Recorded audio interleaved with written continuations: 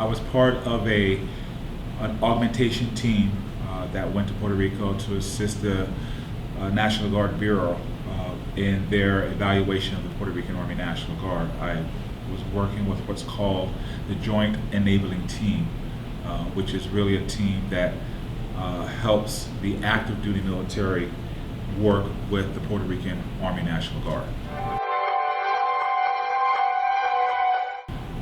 Well, my job in the National Guard is that I am with the 254th Training Battalion, or Training Regiment, I should say.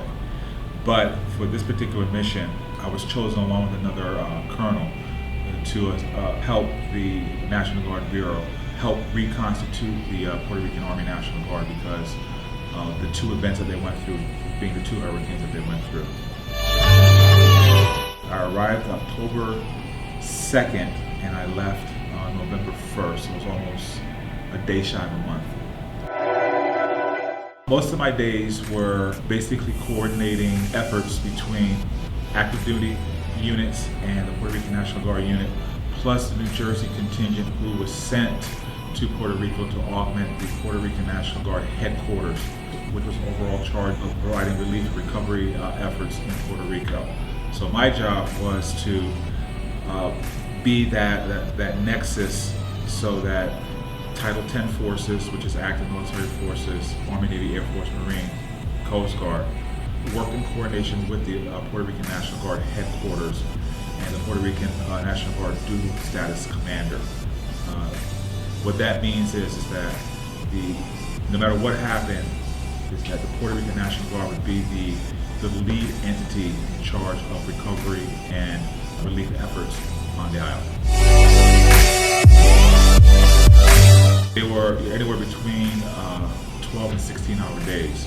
Some of the days were spent basically in meetings, coordination meetings, making phone calls, but there were some days where I actually had to go out and basically inspect those efforts when it came to providing relief supplies to people who were affected by the hurricane, but more importantly, to make sure that the people who were providing the relief and recovery, they had life-sustaining support, i.e. food, water, and fuel.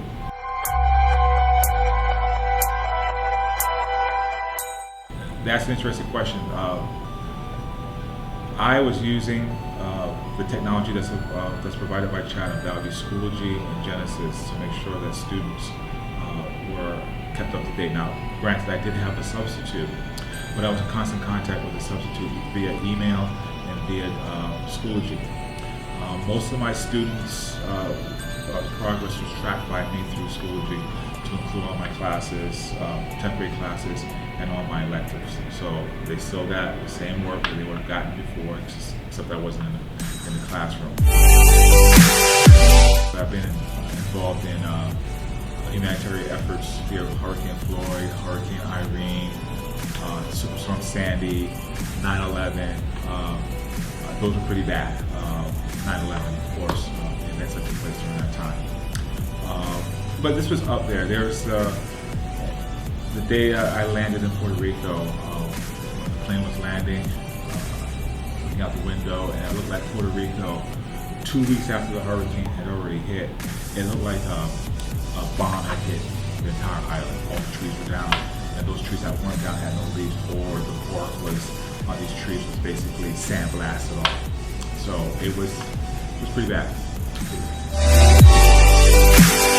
It's like anything else. Whenever you go to a place that doesn't have the infrastructure that you're used to, you become very appreciative of what you left behind. And in the case of Puerto Rico, not having electricity or access to water or just access to roads to go wherever you want to go, kind of reminds you of how good you have it when where you live is not affected by natural disasters or any other type of disruption to your life.